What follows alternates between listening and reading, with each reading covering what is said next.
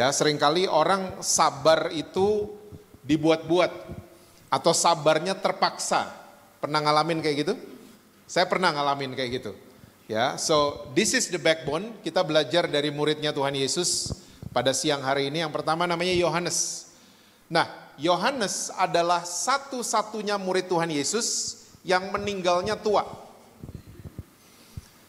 Murid-murid Yesus yang lain meninggal dengan cara yang mengerikan.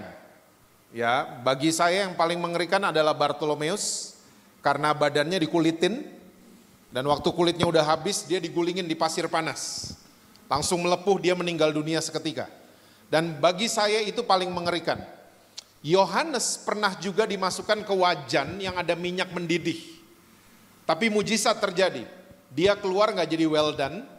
Dia keluar hidup-hidup. Dan dia menjadi satu-satunya murid Yesus yang meninggalnya tua. Dan saudara, for your info juga, Yohanes adalah satu-satunya murid Yesus yang ada di Bukit Golgota.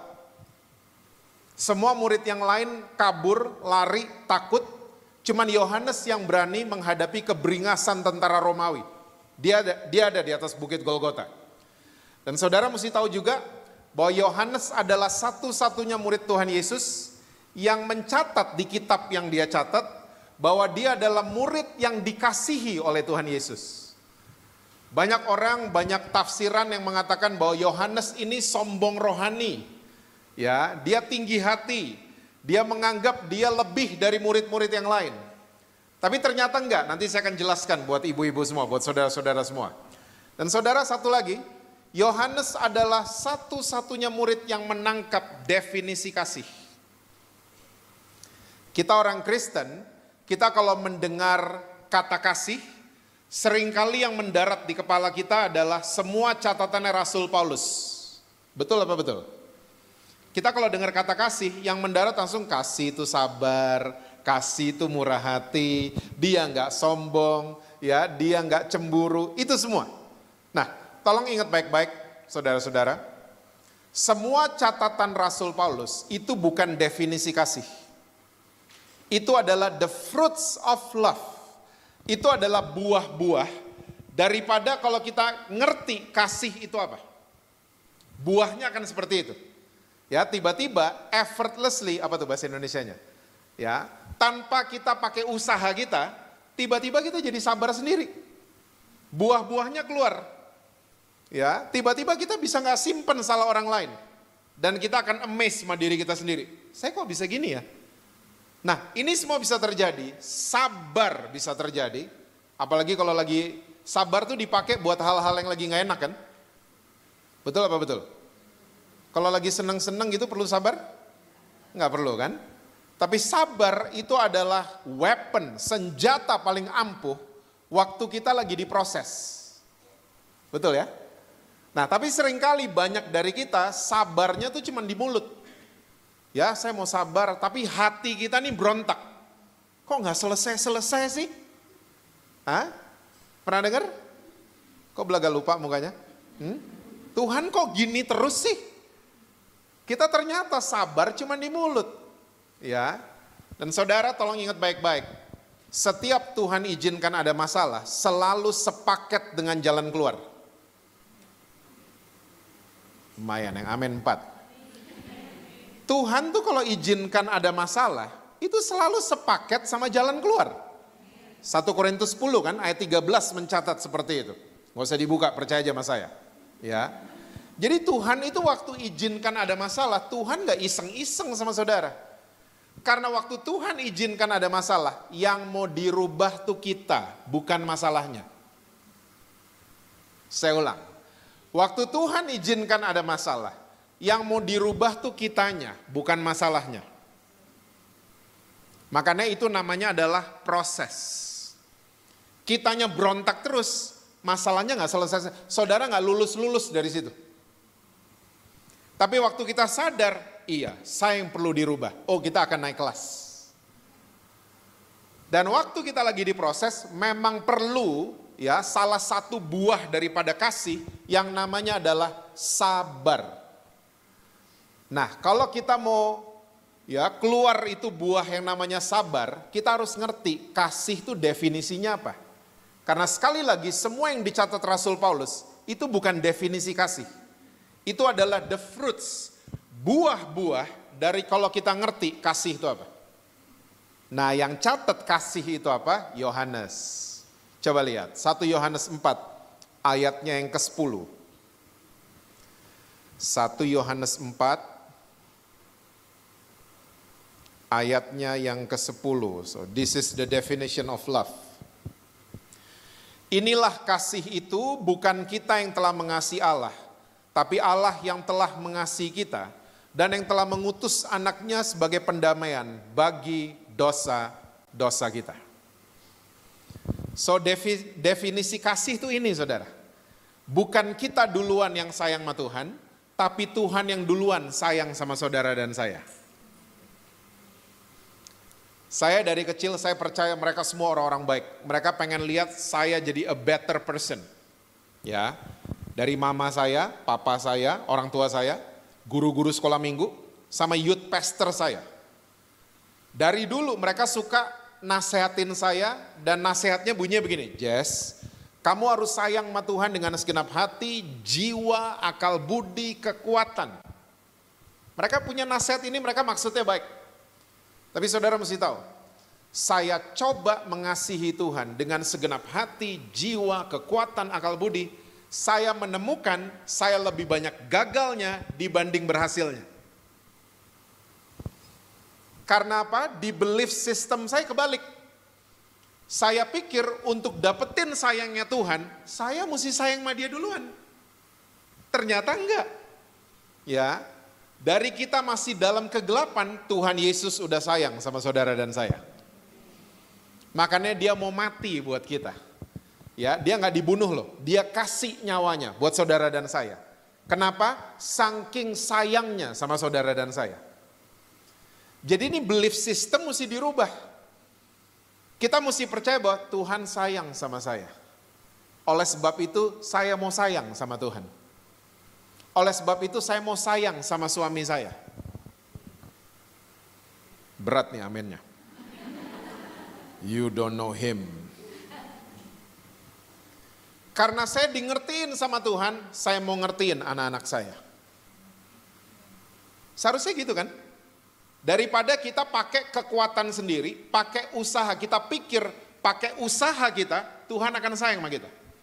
Kita pikir pakai pemberian kita, Tuhan akan lebih sayang sama kita. Enggak gitu cara kerja kerajaan sorga. Kita mesti percaya, makanya Yohanes tuh gak sombong. Dia keren banget, dia nangkep di essence daripada datangnya Yesus ke muka bumi ini. Makanya dia bilang, saya murid yang dikasihi oleh Tuhan Yesus. Kalau kita percaya kita disayang sama Tuhan, oh kita jadi powerful. Tiba-tiba kita bisa berubah sama suami kita. Kita bisa sabar yang tadi kita bahas. Ya, kita tiba-tiba nggak simpen salahnya dia. Pernah lihat ibu-ibu yang nggak simpen salah suami cuma di mulut doang? Atau sering ngalamin? Saya ampunin dia. Di cell group ngomongnya gitu, saya ampunin dia, saya ampunin kok, saya ampunin. Tapi ternyata di sini enggak. Karena apa? Kita pakai kekuatan sendiri. We will fail. Kita akan gagal selalu. Nah, kalau kita udah ngerti ginian, saya akan kasih lihat buat ibu-ibu semua, ya, catatannya Rasul Paulus yang paralel dengan yang apa yang Yohanes catat. Ya, yuk buka 2 Korintus pasalnya yang ketiga. 2 Korintus pasalnya yang ketiga. Ibu-ibu masih senang kalau dikasih PR? Masih ya? Daripada drakor mendingan bikin PR kan? Drakor nggak apa-apa, tapi ya mesti balance kita ya. Nanti bikin PR baca 2 Korintus 3 ayat 1 sampai 18 ya. Semuanya dibaca. Karena kalau kita bahas semuanya kita nggak punya waktu siang hari ini. Oke, saya cuma mau bacakan buat saudara ayat 9 sampai 11. 2 Korintus 3 ayat yang ke-9 sampai dengan ayat yang ke-11. Sebab jika pelayanan yang memimpin kepada penghukuman itu mulia, betapa lebih mulianya lagi pelayanan yang memimpin kepada pembenaran. Ayat 10. Sebenarnya apa yang dahulu dianggap mulia, jika dibandingkan dengan kemuliaan yang mengatasi segala sesuatu ini, sama sekali tidak mempunyai arti. 11. Sebab jika yang pudar itu disertai dengan kemuliaan, betapa lebihnya lagi yang tidak pudar itu disertai kemuliaan. Saudara kalau lihat judul perikop di atasnya, itu dibilangnya pelayan-pelayan perjanjian yang baru.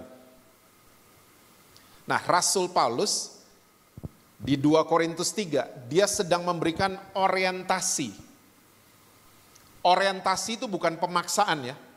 Orientasi akan membantu kita mengambil keputusan. Itu tujuan orientasi. Contoh, kita kalau ke mall, ya ada layar gini kan. Sering perhatiin? Di lobi. Dan itu layar, tulisannya directory. Waktu kita lihat itu layar, kita akan tahu, oh toko bakmi lantai 2. Ya, toko tas lantai 1, toko sepatu di lobi ternyata. Nah, itu semua orientasi, itu akan membantu kita mengambil keputusan. Saya makan dulu deh di lantai 2. Ya, saya mau ke toko sepatu dulu deh. Dan itu jelas dibilang, tangga jalan di mana, lift di sebelah mana, itu akan membantu kita mengambil keputusan. Nah, Rasul Paulus juga mencatat tentang orientasi. Karena ada 2 tipe pelayanan, terserah kita mau pilih yang mana. Yang pertama namanya, kita udah baca tadi kan, pelayanan yang memimpin kepada penghukuman. Bahasa Inggrisnya ministration of condemnation. Yang kedua namanya adalah pelayanan yang memimpin kepada pembenaran. Bahasa Inggrisnya adalah ministration of righteousness. Pelayanan yang memimpin kepada penghukuman dasarnya adalah hukum yang tertulis. Kita kenal dengan istilah hukum Taurat. Pernah dengar? Hukum Taurat. Lalu pelayanan yang memimpin kepada pembenaran dasarnya adalah hukum roh. Kita kenal dengan istilah hukum kasih karunia. Mungkin ibu-ibu mulai bertanya, pelayanan yang memimpin kepada penghukuman itu gimana maksudnya? Saya ceritanya saya aja ya, supaya kita easy to digest. Saya waktu agak mudaan, sekarang masih muda soalnya. Saya 50 years young, ya. Nah, waktu saya 30 tahunan lalu, I was a angry young man. Ya, waktu early 20s. Ya. Dan saya itu saudara mesti tahu, saya tiap breakfast saya Marlboro Lights dan Jack Daniels. Every morning. Makanya kasih karunia Tuhan, saya dicek usus saya nggak apa-apa, liver saya nggak apa-apa hari ini. Ya, itu semua cuma karena anugerah Tuhan. Karena dulu every morning, setiap pagi breakfast saya kayak gitu. Dan saya itu tukang mabok dan tukang tawuran zaman dulu. Tukang berantem. Nah, waktu saya lagi mabok-mabokan di luar rumah, saya masih punya pikiran gini. Saya bisa berubah kalau ikut KKR. Kebaktian hari Minggu, kebaktian kaum wanita gak akan merubah saya. Saya berubah, mesti ikut KKR. Dahsyat gak? Siapa yang dahsyat? Yang dahsyat mama papa. Kesini-sini saya baru ngerti, waktu saya lagi mabok-mabokan di luar rumah, mereka selalu masuk ke kamar saya, bantal saya ditumpangin tangan. Didoain nih anak bungsu sama mereka. Makanya di luar rumah saya masih mikir, sebadung-badungnya saya masih mikir mau berubah. Dahsyat kan? Lagi badung biasanya gak mikir apa-apa kan? Masa belaga lupa? Hah? Dan saudara kalau masih ingat, awal 90-an, hampir setiap minggu tuh ada KKR di Jakarta. Awal 90-an, saya selalu mau ikut. Saya selalu mau ikut. Dan saudara, kalau saudara masih ingat pembicara-pembicara KKR zaman dulu, setiap habis sampein firman Tuhan, mereka selalu tanya gini, yang merasa masih ada dosa, taruh tangan kanan di dada. Ingat pertanyaan itu? Ingat ya, itu pertanyaan membekas loh ke sekarang. Terus kalau dia udah tanya gitu, biasanya pembicaranya mulai angkat satu lagu. Dia nyanyi. Nyanyi, lagunya mau selesai dia ngintip. Ternyata yang taruh tangan kanan di dada banyak juga loh. Nah habis lagunya selesai, pembicaranya biasanya ngomong gini, coba yang taruh tangan kanan di dada maju ke depan. Namanya adalah altar call. Wih, saudara mesti tahu saya nggak pernah peduli makanan kiri saya. Saya lari selalu ke depan. Dan you name it, semua pengalaman altar call saya udah alamin. Semua. Didoain nangis-nangis pernah. Didoain muntah pernah. Didoain jatuh nggak ada yang nada pernah. Sakit loh, gudubrak begitu. Didoain yang nada ukuran badannya setengah saya pernah. Itu paling kasihan. Dia ketimpa sama saya. Itu paling kasihan. Semua saya udah alamin. And you know what happened? Saya ternyata gak pernah berubah. After KKR, demi KKR, demi KKR, saya tetap mabok-mabokan, saya tetap tukang berantem. Inilah yang disebut dengan pelayanan yang memimpin kepada penghukuman. Fokus pelayan Tuhannya adalah dosa dari orang yang sedang dia layani. Saya ulang. Fokus pelayan Tuhannya itu adalah dosa dari orang-orang yang sedang dia layani. Saya waktu mulai pelayanan tahun 97, I was like that. Restoran temen gak laku, lo masih simpen dosa jangan-jangan. Fokus saya dosa pokoknya. Toko temen saya gak laku, lo masih simpen dosa jangan-jangan. Coba ngaku, gue doain. Fokus saya adalah kepada dosa orang-orang yang sedang saya layani. Nah ibu-ibu mesti tahu, siang hari ini, ternyata surga itu gak pernah fokus sama dosa. Surga fokusnya sama korban. Coba kita mundur sebentar ya, ke Tulah 10. Saudara masih ingat Tulah 10? Anak sulung di Mesir dibunuh. Waktu malaikat lagi jalan di bangsa Mesir. Apa sih yang dilihat sama malaikat? Rumahnya Jesse Lantang, jangan dibunuh anak sulungnya. Dia pembicara WBI Eklesia. Oh guys, jangan berisik. Kenapa? Malaikat pada tanya. Itu rumahnya donatur. Jangan diapa-apain keluarganya. Malaikat gitu? Enggak kan? Yang dilihat sama malaikat adalah ada darah domba atau tidak di rumahnya orang Yahudi. Dilewatin rumahnya, anak sulungnya gak dibunuh. Malaikat gak peduli, itu orang Yahudi, mungkin suami istri lagi berantem kali di dalam. Itu gak jadi fokusnya malaikat. Ya, mungkin anak sulungnya baru bohongin orang tuanya mungkin di dalam rumah. Gak jadi fokusnya malaikat. Asal ada darah domba, dilewatin rumahnya. 1. 2. Zamannya hukum Taurat. Tadi belum ada hukum Taurat kan? Masuk ke hukum Taurat. Hukum Taurat itu aturannya ribet. Kita bikin dosa, urusannya mati. Mati. Kalau mau tetap hidup, mesti korbanin 2. Antara 2, burung tekukur atau domba jantan tambun gak ada cacatnya. Ya. Kalau gak ada korban ginian, mati kita. Mati. Langsung dihukum mati sama Tuhan.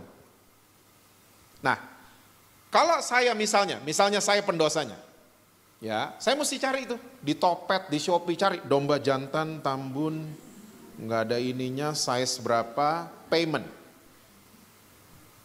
kurir datang, paket datang dombanya, cek, wih bener, mulus, tambun, nggak ada cacatnya. Saya pendosa, saya harus bawa domba ini ke imam besar pendosa. Nah, waktu saya lagi jalan ke arah imam besar dari jauh lihat saya udah tahu, saya bikin dosa. Karena saya bawa domba, imam besar udah tahu, ups, Jesse bikin dosa. Nah, sampai di depan imam besar, saya tidak diinterogasi. Lo berantem sama siapa kemarin? Saya gak digitu-gituin. Kamu minum apa tadi malam? Saya gak digitu-gituin. Tapi yang dicek sama imam besar adalah dombanya. Ada cacatnya apa tidak? Waktu ditemukan tidak ada cacatnya, domba ini layak jadi korban bakaran. Saya dikasih belatinya sama imam besar, pisau. Dan domba ini dibunuh cuman boleh disembelih sekali di bagian leher. Zret. Nah, waktu domba ini disembelih, dua hal terjadi. Dosa saya pindah ke domba itu, kesucian domba itu pindah ke pendosa. Dan domba ini dijadikan korban bakaran dan saya sebagai pendosa dinyatakan tidak berdosa untuk 1 tahun. Come on, WBI Eklesia. Gak ada lagi yang piara domba atau burung tekukur di rumah kan? Hah? Ini dua binatang aja kita jarang ketemu. Karena apa? Hari ini saudara dan saya punya korban yang sempurna. Anak domba Allah itu sendiri. Dia disiksa gak cuma sekali. Dia disiksa dari malam sampai besoknya.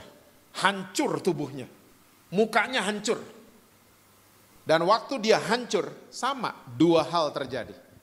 Kesuciannya Yesus pindah ke ibu-ibu dan saya.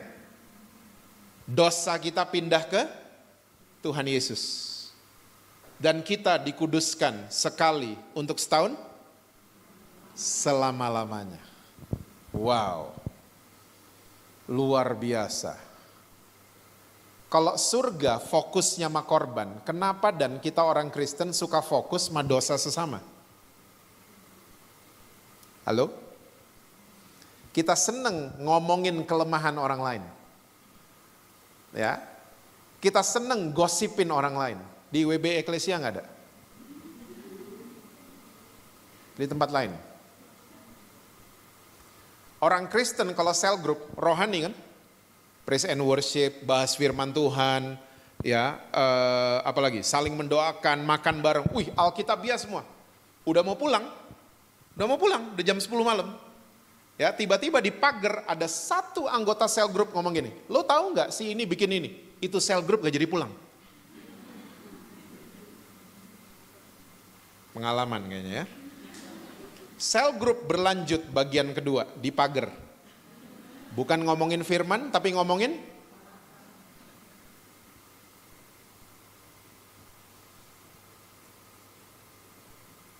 saudara sadar, saya dan saudara predikatnya sama. Orang-orang yang berdosa dan dikuduskan oleh darah Yesus. Sama.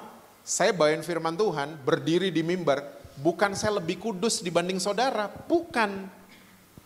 Kita mesti punya kesadaran, saya orang berdosa yang disayang, tadi kita bahas. Yang disayang sama Tuhan Yesus. Yang diampuni sama Tuhan Yesus. Kita semua sama kan, orang berdosa. Bedanya satu ketahuan, satu enggak. Betul apa betul? Bedanya satu ngaku, satu enggak. Itu aja bedanya. Kenapa kalau ketemu orang berdosa, kita kayak mukanya gimana gitu. No, don't do that anymore. Saya belajar, ketemu siapapun, ketemu LGBT kayak, ketemu siapa aja.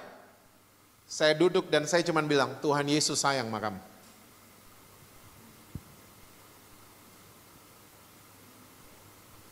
Saya percaya waktu saudara mulai merangkul anggota keluarga saudara, janji firman Tuhan akan digenapi. Satu orang diselamatkan, seisi rumah saudara, Tuhan akan selamatkan.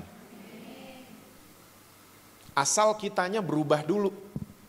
Ingat tadi, kalau ada masalah yang mau dirubah kita, bukan masalahnya. Tuhan rubah suami saya, ganti doanya, Tuhan rubah saya. Oh berat nih amennya. Change me. Iya tapi pastor anak saya LGBT. Mau gimana? Kita yang mesti berubah. Saya punya cerita soal ginian. Saya bersaudara ada 5. Mungkin saudara tahu juga yang nomor 2. Yang gak ada rambutnya. Dia nomor 2, saya nomor 5. Nah nomor 3 ada. Nomor 3 cowok. Kakak saya, bertahun-tahun gak pernah mau ke gereja. Dan zaman dulu waktu saya belum dibukain ginian, ya, kalau pulang pelayanan saya mandang dia rendah banget. Ya, pernah gituin keluarga saudara? Pulang kebaktian merasa kita, kayak baru turun surga kan. Lihat ada anggota keluarga nggak ke gereja, kayaknya kita mulai pantes loh masalah. Pantes lo masalah sama bank, pantes lo masalah sama ini, sama itu, pantes. Saya dulu kayak gitu, ngelihat kakak saya yang nomor 3. Pulang, apalagi pulang bawain firman, merasa paling benar. Ya. Nah, waktu Tuhan bukain ini semua, saya tobat setobat-tobatnya. Yang dirubah saya duluan kan, saya tobat setobat-tobatnya. Nah, kakak saya ini yang nomor 3, dia tuh punya hobi nonton konser di dalam dan luar negeri. Nah, 2017 kemarin dia datengin saya, dia ngomong gini, Jess, ini Paul McCartney mau main loh di Melbourne. Saya langsung bilang sama dia, gue ikut. Dia kaget lihat saya, hah? Lu bukannya tim Hillsong? Iya, tapi Beatles juga. Singkat cerita kita berangkat. Dia bingung the whole trip. Dia bingung lihat saya. Ya, apalagi waktu konser, saya tahu semua lagunya. Karena 70% Paul McCartney show itu yang dibawain lagunya The Beatles. Ya. Balik ke Indonesia, nggak terjadi apa-apa. Tiba-tiba 1,5 bulan kemudian dia ngomong gini lagi sama saya, Jess, ini Scorpions mau main loh di Singapura. Saya bilang lagi pada dia, gue ikut. Loh, emang lo tahu lagunya? Tahu, Always Somewhere, Wind of Change, tahu? Berangkat. Singkat cerita, hari ini kakak saya yang nomor 3, dia jadi pribadi yang jatuh cinta sama Tuhan Yesus. Dia berubah bukan karena lihat Jesse dan Billy jalan di atas air, enggak. Dia berubah bukan karena ditunjuk-tunjuk, bukan. Dia dirubah karena dirangkul. Dia berubah. Saya bisa cerita sampai sore. LGBT saya gituin juga, saya rangkul, bukan saya pacarin ya. Jangan salah tangkap. Saya rangkul, mereka malah berubah. Berubah. Ternyata mereka nggak dapat itu dari mereka kecil di rumah. Inilah yang disebut dengan pelayanan yang memimpin kepada pembenaran. Ministration of righteousness. Fokus pelayan Tuhan yang tadi apa? Fokusnya kepada dosa kan? Kalau pelayan yang memimpin kepada pembenaran, fokus pelayan Tuhannya adalah dia pengen lihat orang yang berdosa ini ngalamin kemerdekaan. Ngalamin kebebasan. Ya, Tuhan pertemukan kita dengan orang berdosa. Orang ini karena ketemu dengan kita, mereka ngalamin kebebasan dari belenggu mereka. Mereka ngalamin kebenaran. Ingat dasarnya hukum roh kan? Saudara masih ingat pekerjaan Roh Kudus? Memimpin kita kepada segala kebenaran. Tuhan lagi membangkitkan tipe pelayanan seperti ini. Saya percaya WBI Eklesia salah satunya. Jangan gampang hakimin orang. Kita nggak pernah tahu apa yang mereka alamin, ya. Kita nggak pernah tahu masa lalu mereka seperti apa. Kita nggak pernah tahu. Rangkul dong, dirangkul, ambil keputusan. Kita mau ngerti mereka, seperti Tuhan udah ngerti saya. Ingat paradigma kasih tadi, ya. Saya diampuni Tuhan, saya mau ampuni suami saya. Saya di ngertiin sama Tuhan, saya mau ngerti anak saya. Karena saya udah diterima duluan sama Tuhan. Tuhan lagi membangkitkan pelayanan seperti ini di mana-mana. Saudara mesti tahu, kita tunjuk anak-anak kita, mereka makin menjauh dari kita. Saya boleh cerita satu lagi sebelum kita masuk ke poin terakhir. Awal Januari, anak saya yang nomor 2, dia duduk di meja makan, dia buka tas, dia keluarin vape. Saya masih belum mikir apa-apa, saya pikir oh punya temennya kali. Enggak, diisep sama dia. Asapnya dibuang ke muka saya lagi. Mulai dong ada kalimat-kalimat, kamu ayah yang gagal. Pernah ada kalimat-kalimat gitu? Hah? Kamu pendeta, anakmu kayak gitu. Hah? Ngaca dong. Mulai tuh kalimat-kalimat gitu. Tapi ada suara lembut di hati saya ngomong gini, Jess, your son is your best friend. Ada suara lembut ngomong gitu. Gak tahu kenapa habis saya dengar suara itu, malah saya tanya, itu flavornya apa? Mau marah loh, tadinya mau marah. Tapi Malah nanya itu flavor, dia jelasin. Ini strawberry Dad, ada apa gitu campurannya, saya lupa. Dan kalau di ruangan AC enak banget baunya. Dia isep lagi, dibuang lagi asapnya ke saya.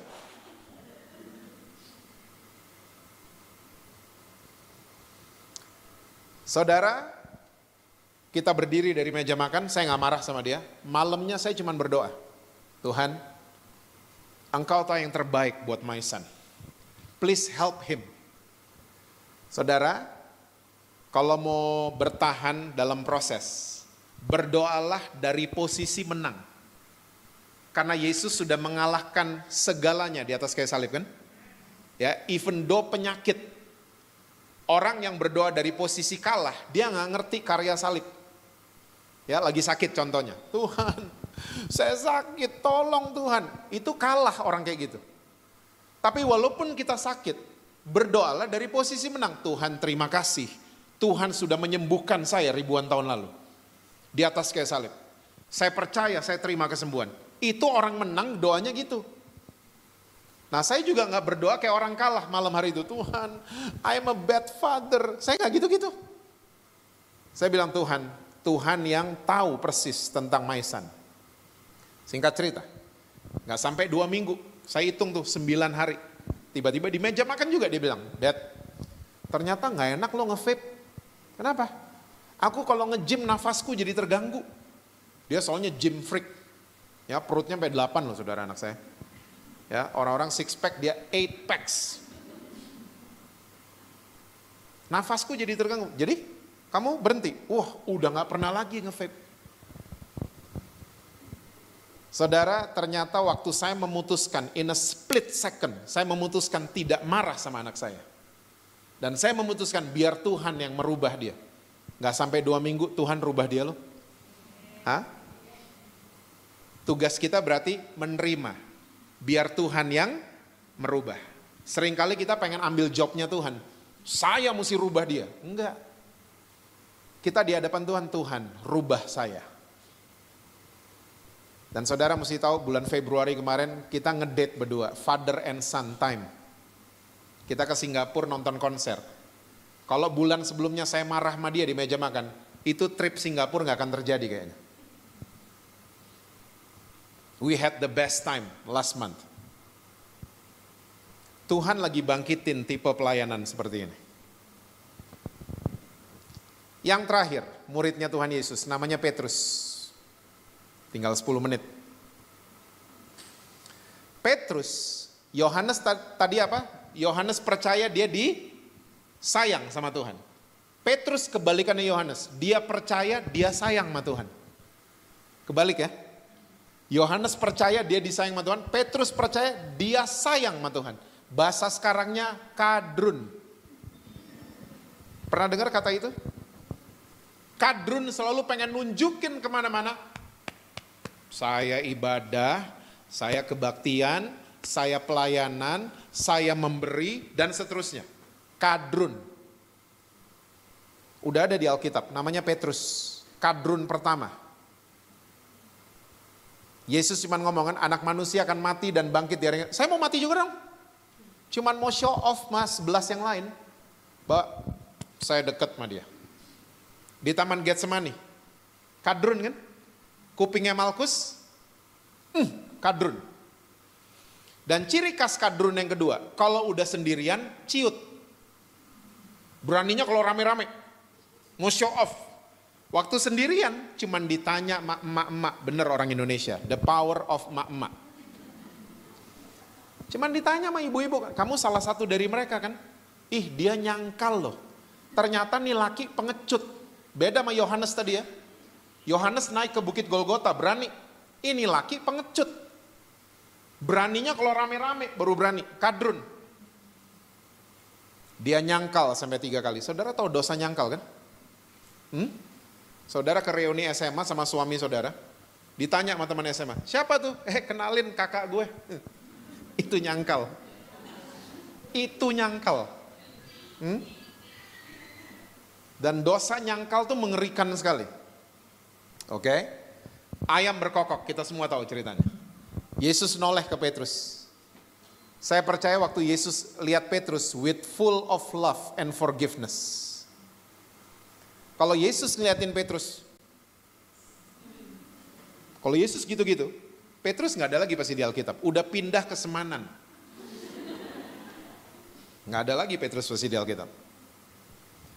Yesus mati, bangkit di hari yang ketiga. Kalau saudara baca Alkitab saudara baik-baik, Petrus tuh kucing-kucingan, nggak mau ketemu sama Yesus. Akhirnya Yohanes 21 kan, di Danau Tiberias, mereka lagi mancing, Yesus making breakfast. Kapal merapat, Yohanes yang nyadar, itu ada guru. Petrus turun, dia pakai baju. Baca coba Yohanes 21 nanti ya. Dia pakai baju, dia nyemplung. Pengecut loh nih laki. Dia gak mau, dia menghindar. Dan Yesus tahu muridnya yang namanya Petrus cuma nelayan, bukan marinir. Marinir tuh kuat berenang, merak ke Bakahuni. Marinir Indonesia kalau ulang tahun acaranya kayak gitu. Nelayan cuman kuat naik perahu dari malam sampai subuh. Nelayan. Bener. Gak lama berenang, naik Petrus. Gak mau harus ketemu sama Yesus. Saya gak bisa bayangin itu salah tingkahnya seperti apa. Kita hari ini kalau salah tingkah lihat handphone kan. Zaman dulu gak ada gadget. Kalaupun ada gadget, mungkin dia udah update status, mati gua ada Yesus. At location Danau Tiberias. Di repost sama Yohanes, rasain loh gitu. Petrus sampai depan Yesus. Yuk kita belajar teladannya Yesus. Yesus di depan orang yang nyangkal dia. Ingat tadi dosa nyangkal. Yesus berdiri tidak sebagai minister of condemnation. Yesus berdiri di depan Petrus tidak sebagai pelayan yang memimpin kepada penghukuman. Tapi Yesus berdiri di depan Petrus sebagai minister of righteousness. Dia pengen lihat Petrus bebas dari feel guilty. Dia gak pengen lihat Petrus tertuduh. Dia gak pengen lihat Petrus terhakimi. Dia gak pengen.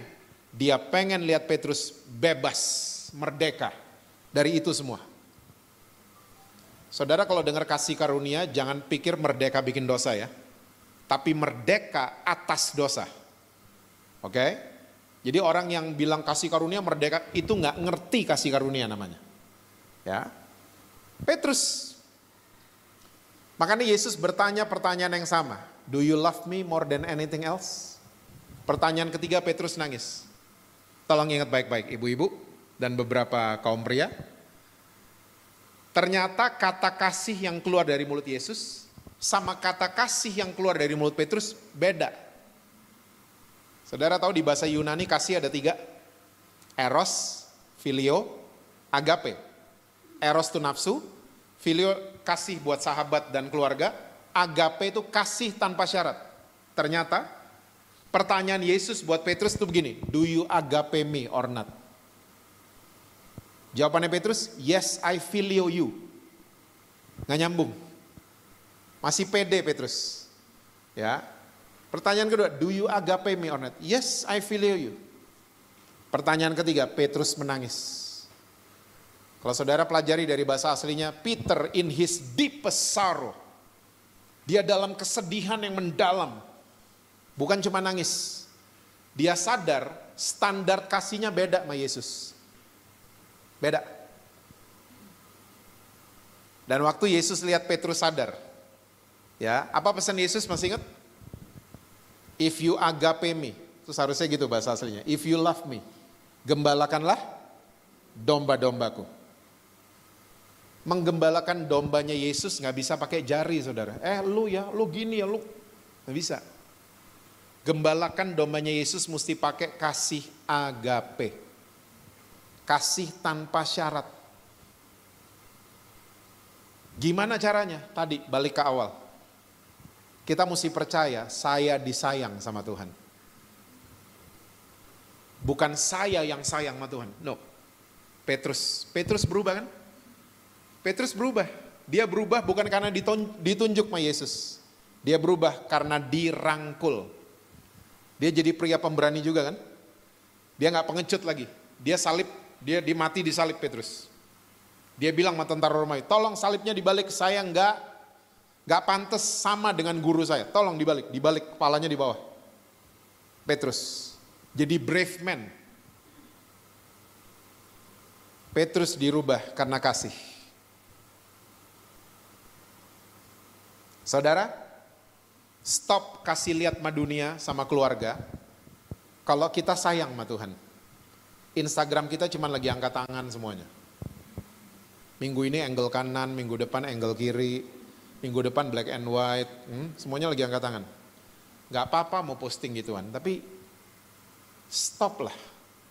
Cuman mau kasih tau, gue pelayanan loh. Stop. Mendingan kasih lihat ke keluarga, saya disayang sama Tuhan. Saya di ngertiin sama Tuhan, saya mau ngerti kamu. Saya diterima sama Tuhan, saya mau terima kamu. Saya percaya tema saudara hari ini, itu tiba-tiba effortlessly, kita udah bahas dari awal. Tanpa pakai usaha, keluar sendiri. Kok saya jadi sabaran ya sekarang? Karena tiap hari kita download itu virus dalam tanda kutip. Virus yang namanya di-upgrade terus lagi. Saya disayang sama Tuhan. Saya disayang sama Tuhan. Saya di ngertiin sama Tuhan. Cerita terakhir? Boleh? Boleh ya? Sudah kedinginan? Enggak ya? Oke. 2 tahun lalu saya kena Delta. Kalau saudara masih ingat, itu Jakarta lagi tegang banget karena rumah sakit penuh. Apalagi oksigen habis, obat-obatan habis, dan dari awal saya udah lihat penyertaan Tuhan. Ya, saya punya temen goes, itu salah satunya dokter.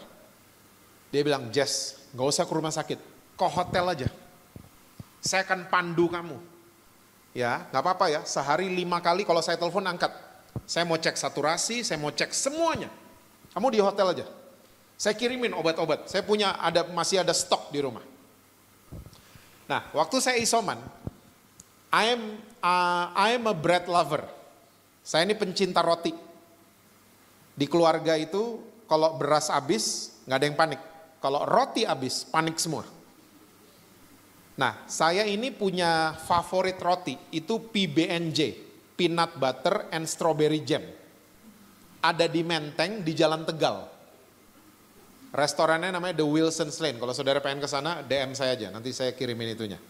Ya, itu enak banget roti di situ. Nah, waktu saya isoman dikirimin 2 tangkep. Ya. Nah, waktu roti ini sampai, saya makan. Saya cuma bisa makan 1 hap. Rotinya nggak habis. Nggak habis rotinya. Semua bingung. Oh, Dad, anak-anak saya, Dad, habisin dong, gitu. Daddy perlu makan, gitu. Nggak tahu, nggak pengen. Nggak habis, rotinya nggak habis. Sembuh dari COVID, puji Tuhan, saya tangkap satu pelajaran. Waktu ada virus COVID di dalam saya, roti terfavorit saya bisa nggak pengen. Sama. Waktu kita download itu virus yang namanya His Righteousness di dalam kita. Di-upgrade terus lagi. Ya. Dosa favorit kan? Kok belaga nggak tahu? Dosa tuh enak. Kalau nggak enak orang nggak banyak orang jatuh di situ kan? Kalau nggak enak gitu. Dosa tuh enak. Tapi tiba-tiba kita bisa nggak pengen. Karena nggak pengen sama nggak mau tuh beda. Pernah dengar orang yang nggak mau, ngumbar nggak mau? Laki orang nggak mau, enak aja nggak mau. Hati-hati, ngomong-ngomong nggak mau, 1 hari bisa mau. Tapi kalau udah nggak pengen, itu kayak saya sama kodok. Saya ditawarin suike, seenak apapun, no. Suike, enggak. Saya ngebayangin dia hidup, aduh enggak banget. Ini binatang, semua binatang berdiri, dia miring gini, aduh enggak banget. Ya, matanya cuma setengah, aduh enggak banget. Kodok. Terus kodok dibalik kodok kan, aduh enggak banget. Iya kan, kodok dibalik kodok, iya. Enggak banget. Saya sama kodok N. No. Sampai kapanpun enggak pengen. Sama. Dosa boleh enak. Mantan SMA boleh add saudara di Facebook. Ya kan? Di add mantan gemeter kan? Ih ganteng loh. Tapi tiba-tiba kita bisa nggak pengen. Dan disitulah nama Yesus ditinggikan. Bukan karena saya. Tapi karena Yesus yang di dalam saya. Dia yang membuat saya nggak pengen bikin itu semua. Amin saudara? So saya percaya. Walaupun saudara lagi diproses. Saya percaya saudara bisa jadi ibu-ibu yang stronger than yesterday. Ya, lebih kuat dari kemarin. Lebih kuat dari minggu lalu. Karena apa? Sabar itu udah sendirinya. Nggak dibuat-buat. Nggak pakai kekuatan sendiri. Makanya tiap hari download kasihnya Tuhan Yesus. Ya, belief system kita di-upgrade. Saya disayang sama Tuhan. Saya percaya semua akan keluar automatically dari kehidupan kita. Amin. Tuhan berkati saudara-saudara semua. Selalu sukses dengan apapun yang saudara kerjakan. Harmonis di rumah dan rekening bank selalu penuh buat saudara. Senang ya kok gitu-gituan.